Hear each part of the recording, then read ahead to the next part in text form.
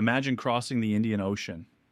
No GPS, no compass, no maps drawn by anyone who had done it before, just a wooden boat, a sail made from woven leaves, the stars overhead, and 6,600 kilometers of open water between you and somewhere no one from your world had ever been. Now imagine doing it, but in the year 650 AD. This is not a thought experiment. This happened, and the people who did it did not come from Portugal, not from Arabia, not from China. They came from Borneo, from the river valleys and coastlines of the Indonesian archipelago, and they crossed the Indian Ocean and landed on an island off the eastern coast of Africa, an island that, as far as anyone knows, had never seen a human face before. Their descendants are still there. They call the island Madagascar. For a long time, Madagascar was one of the great puzzles of world history. Here was an island sitting 400 kilometers off the coast of Africa, and yet the people who lived there, the Malagasy, spoke a language that had nothing to do with any African language. Their faces looked different. Their customs were different. Their rice paddy farming techniques looked like something from Southeast Asia, not East Africa. Something was wrong with the obvious explanation. The obvious explanation was that Madagascar had been settled from Africa. It was right there. You could practically see it from the shore on a clear day. But the Malagasy were not African, not originally. As the University of Washington Center for Southeast Asia and its diasporas summarizes the scholarly consensus, linguistic, archaeological, and DNA evidence establishes what researchers call an astonishing fact. The original settlers of Madagascar came from the Indonesian archipelago, specifically from Borneo, sailing across the full width of the Indian Ocean. This is the first Asian migration to Africa, and almost nobody knows it happened. The first question is, who were these people exactly? The answer comes from the language. In 1951, Dutch linguist Otto Dahl published his landmark comparative study, Malgache-Maanyan, or Malagasy and Maanyan, in which he systematically demonstrated that the Malagasy language shares approximately 90% of its basic vocabulary with Maanyan, a language spoken by a Dayak community living along the Burrito River in southeastern Borneo. This finding, confirmed and expanded by decades of subsequent research, remains the foundational linguistic evidence for the Indonesian origin of the Malagasy people. Maanyan call it warik, and Malagasy call it varika, meaning monkey. Maanyan call it watu, and Malagasy call it vato, meaning stone. Maanyan call it apui, and Malagasy call it afo, meaning fire. The same words, the same roots, separated by 6,600 kilometers and 15 centuries. But here's where the story gets complicated in a fascinating way. The Maanyan people lived and still live along inland rivers. They were not seafarers. They did not build ocean-going vessels. They did not have the navigation knowledge to cross the Indian Ocean. So how did their language end up in Madagascar? A 2012 study published in PLOS ONE by researchers Philippe Beaujard and colleagues analyzing 23 Malagasy dialects and their linguistic distance from both Maanyan and Malay provides the answer. The Maanyan were brought as laborers, crew members, and passengers by Malay sailors who did possess the necessary maritime skills. Navigation terms in Malagasy come predominantly from Malay. The vocabulary of daily life comes predominantly from Maanyan. K. Alexander Adelaar, one of the foremost specialists in Austronesian linguistics, further noted in his 2009 chapter, The Indonesian Migrations to Madagascar, Making Sense of the Multidisciplinary Evidence, published by the University of Utah Press, that the Malagasy language also contains loan words from Ngaju Dayak, Buganese, Javanese, and Old Javanese, reflecting the multilingual reality of the Indonesian archipelago's maritime trade world. This tells us exactly what the crews looked like. Malay sailors who knew the sea, Maanyan Dayaks from the interior of Borneo brought along as subordinates. People from Sulawesi, Java, and Bugis communities already integrated into the maritime trade networks of early Southeast Asia, as it was not a single ethnic group. It was the Indonesian archipelago sending a piece of itself across the world. Now, the boats. Understanding what kind of vessels carried these people across the Indian Ocean requires understanding the single greatest innovation in ancient maritime history, the outrigger canoe. The Austronesians invented and perfected a vessel design that made long-distance ocean voyaging not just possible but practical.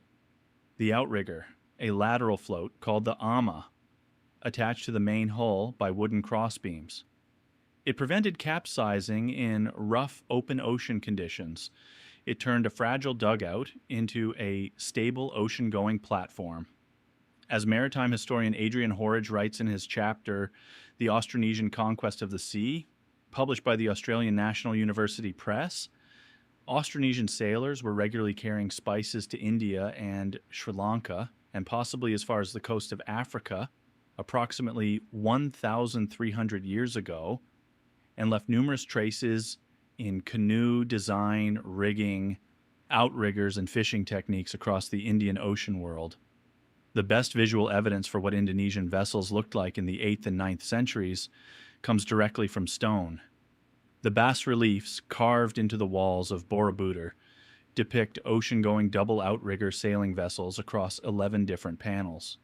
Their construction, their rigging, their scale, these are not artistic exaggerations. As maritime archaeologist Nick Birmingham, who supervised the reconstruction of the Borobudur ship replica, has noted that they are effectively technical drawings preserved in stone. The Borobudur ship is classified by scholars as an 8th to 9th century wooden double outrigger sailing vessel of maritime Southeast Asia. Based directly on these relief carvings, in 2003, a reconstruction called the Samudra Raksa, or Defender of the Seas, was built in the Kangean Islands of East Java under the leadership of British sailor Philippe Beale in collaboration with Indonesian shipbuilder Asad Abdullah. It measured 18.29 meters in keel length with a beam of 4.25 meters and a sailing draft of approximately 1.5 meters, constructed from teak wood. That ship, launched from Jakarta in August 2003, sailed to Madagascar around the Cape of Good Hope and arrived in Ghana in February 2004. The journey that scholars had debated for decades was completed in 6 months by a wooden vessel built from a 1,000-year-old temple carving. But how many boats and how many people migrated? Here, the evidence requires honesty about what we know and what we don't. No ancient fleet manifest survives, no ship's log, no port record from Borneo or Sumatra documenting the departure of vessels bound for Africa. What we have is genetics, a mitochondrial DNA study published in BMC Genomics by Kusuma, Riccal, Cox, and Letellier of the University of Toulouse concluded that native Malagasy people today can trace their maternal genetic heritage back to approximately 30 different founding mothers from Indonesia, 30 women. Maximum likelihood estimates from this same study favor a scenario in which Madagascar was settled approximately 1,200 years ago by a very small founding group, approximately 30 women with around 93% of Indonesian descent. The researchers themselves noted the implications. The number is so small that Madagascar may have been settled not through a large-scale planned colonization event from Indonesia, but rather through a small, perhaps even unintended, transoceanic crossing.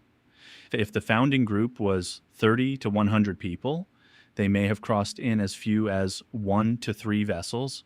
A single large Austronesian outrigger vessel of the Borobudur type was capable of carrying dozens of people alongside provisions, seeds, and animals. 1 or 2 boats, 30 to 100 people, crossing 6,600 kilometers of open ocean. That is what changed the history of an entire island. Now, the preparation. What did they bring? What did they eat? How did they prepare? No direct records exist, but the archaeological and botanical evidence allows reconstruction with confidence. In 2016, a landmark study published in the Proceedings of the National Academy of Sciences by archaeobotanist Alison Crowther and colleagues identified the first archaeological evidence for an early Southeast Asian presence in Madagascar: ancient crop remains, specifically Southeast Asian cultivated plants, including greater yam and Asian rice, found at archaeological sites in Madagascar and the Comoros, dating to between 700 and 1000 CE. Crowther and colleagues stated directly in their paper that these crops provide the first reliable archaeological window into the Southeast Asian colonization of Madagascar, and that initial Southeast Asian settlement in Africa was not limited to Madagascar, but also extended to the Comoros. These were not food scraps. They were seeds for planting. People do not carry cultivated crop varieties across the Indian Ocean unless they intend to stay and build something. For the journey itself, Horridge and other maritime historians document that Austronesian long-distance voyagers of this era provisioned their vessels with dried fish, smoked meats, cooked rice, packed in banana leaves, coconuts, and fermented or preserved foods capable of lasting weeks at sea. They also brought livestock, chickens and pigs, evidence of introduced Southeast Asian animal species in Madagascar, documented by archaeozoologists including Robert Dewar and colleagues in their work on Madagascar's faunal history, confirms this. They navigated by stars. Like the Austronesians were the greatest celestial navigators the ancient world produced, reading star paths, ocean swells, wind patterns, and bird behavior with the precision that Horridge describes as a sailing machine that always had to be built and sailed in the same way. And the monsoon winds of the Indian Ocean were their engine. Here is the question that haunts every serious researcher of this topic. Why Madagascar? Why did people from Borneo sail past India, past the Arabian Peninsula, past the entire East African coastline, and land on an island 400 kilometers offshore? Several hypotheses have been proposed. The trade hypothesis, articulated by Adelaar in his 2009 synthesis, suggests that Indonesian sailors were already deeply integrated into the Indian Ocean trade network, carrying spices, cinnamon, and other commodities to India and the Middle East.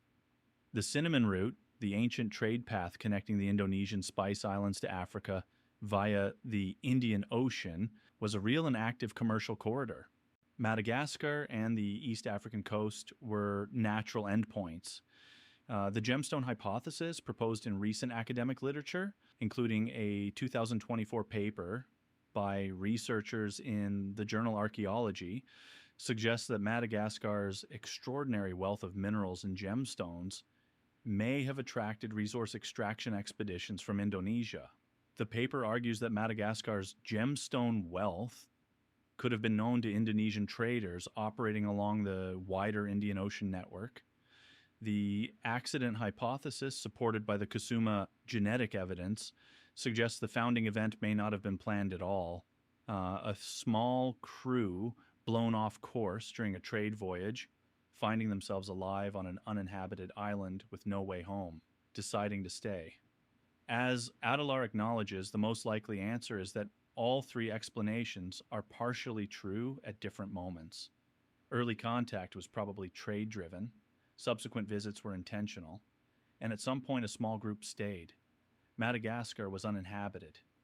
When these Indonesian sailors arrived, Madagascar was empty. No people, no competition, no conflict. An entire island full of game, fresh water, and fertile soil. If you had arrived there after months at sea, you might not have left either. The people who stayed built a world that was neither purely Indonesian nor purely African. Archaeological research by Robert Dewar and Henry Wright, summarized in their work on Madagascar's settlement history, indicates that village communities were established in Madagascar by approximately 500 AD by people of both Indonesian and East African heritage. The Indonesian founders were eventually joined by Bantu-speaking people from the African mainland. The Graukopedia synthesis of Maanyan linguistic research, drawing on genetic dating studies, places the major admixture event between Indonesian descended and Bantu populations at around 1275 CE. The result was the Malagasy people, a genetic blend that multiple studies describe as roughly equal parts Indonesian and African. But the language survived as Indonesian. The agricultural system survived as Indonesian. The outrigger canoe, called Lakana in Malagasy, a direct cognate of the Proto-Austronesian word for canoe, documented by linguists including Malcolm Ross in his work on Proto-Oceanic, survived as Indonesian. The word for fire in Malagasy is still AFO. In Maanyan, it is still Apuai, 15 centuries and 6,600 kilometers apart, but have the same word. The mainstream story of Africa's history begins with African peoples, with the Bantu migrations, with the Swahili coast, with Arab traders, with European colonizers arriving centuries later. The Indonesian migration to Madagascar disrupts that story in a profound way before any of those arrivals. There were Indonesian people on an African island, farming rice, fishing from outrigger canoes, speaking a language descended from the Burrito River Valley of Borneo. As Adelaar argues, and as Crowther, Kusuma, Beaujard, Dahl, and Horridge have each confirmed from their separate disciplines of archaeology, genetics, linguistics, and maritime history. This is the first Asian migration to Africa. Not conquerors, not colonizers in the European sense. A small group of people who crossed the most dangerous stretch of open ocean in the ancient world and built a new world on the other side. The Malagasy people are their descendants.